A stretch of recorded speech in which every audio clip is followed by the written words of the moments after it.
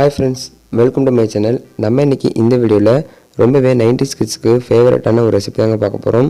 இந்த ரெசிபி ரொம்பவே டேஸ்ட்டாக இருக்கும். நீங்களும் வீட்டில் கண்டிப்பாக ட்ரை பண்ணி பாருங்கள். ஸோ நம்ம இன்றைக்கி பனங்காயில் ஒரு சூப்பரான ஒரு ரெசிபி தாங்க பார்க்க போகிறோம்.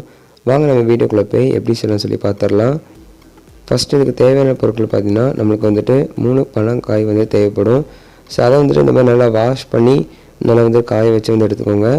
இதை இந்த மாதிரி பார்த்திங்கன்னா நம்ம கொஞ்சம் பீசஸாக கட் பண்ணி எடுத்துக்கலாம். அதுக்குள்ளே இருக்கக்கூடிய அந்த விதையை நீங்கள் ரிமூவ் பண்ணிடுங்க. ஜஸ்ட் இந்த ஸ்கின்னை மட்டும் நம்ம இதில் ஆட் பண்ணிக்கலாம்.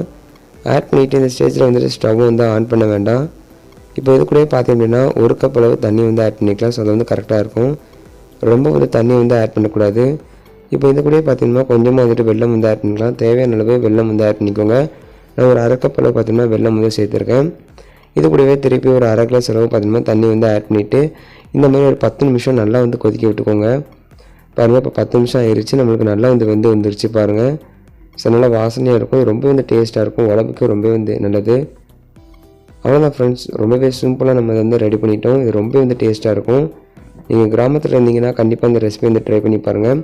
இந்த வீடியோ பிடிச்சிச்சுன்னா மறக்காமல் நீங்கள் நம்ம சேனலை சப்ஸ்கிரைப் பண்ணிக்கோங்க. இது போல வீடியோஸை மிஸ் பண்ணாமல் பாருங்கள். தேங்க்ஸ் ஃபார் வாட்சிங்.